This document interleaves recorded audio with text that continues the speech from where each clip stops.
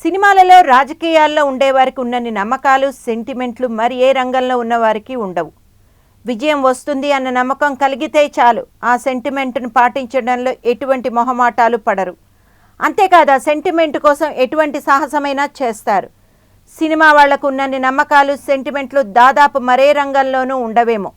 విజయం వరిస్తుందనే నమ్మకం ఉంటే ఏం చేయడానికైనా సిద్ధపడతారు. అలాగే ఫ్లాప్ అవుతుందనే అనుమానం వస్తే అస్సలు అలాంటి ఛాన్స్ తీసుకోవడానికి ఇష్టపడరు. తన వల్ల సినిమాకు చేటు కాకూడదనే ఉద్దేశంతో ఎన్టీఆర్ వెనక్కి తగ్గారట. ఇప్పుడు అలాంటి విషయమే రానా నటిస్తున్న ఘాజీ విషయంలో జరిగింది.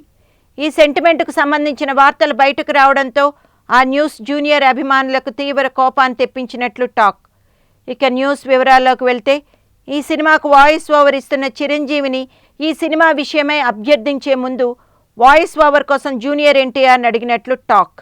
మళ్ళీ ఇదో ఫ్లాప్ సెంటిమెంట్ అయి తనకు చెడ్డ పేరు రాకూడదనే ఉద్దేశంతోనే ఎన్టీఆర్ వాయిస్ ఓవర్ చెప్పడానికి తిరస్కరించారట.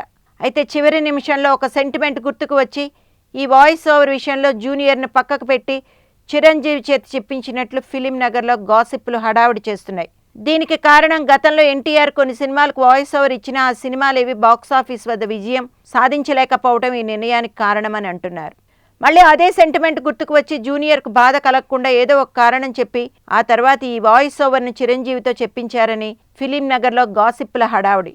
ఈ వార్తలు ఎన్ని నిజాలో తెలియకపోయినా ఈ విషయాలు జూనియర్ అభిమానుల దృష్టికి రావడంతో భవిష్యత్తులో ఏ సినిమాకు ఎన్టీఆర్ను వాయిస్ ఓవర్ ఇవ్వద్దని జూనియర్ అభిమానులు తారక్పై ఒత్తిడి చేస్తున్నట్లు టాక్. అయితే ఈ విషయాలను ఈ సినిమా దర్శక నిర్మాతలు ఖండిస్తున్నట్టు వార్తలు వస్తున్నాయి.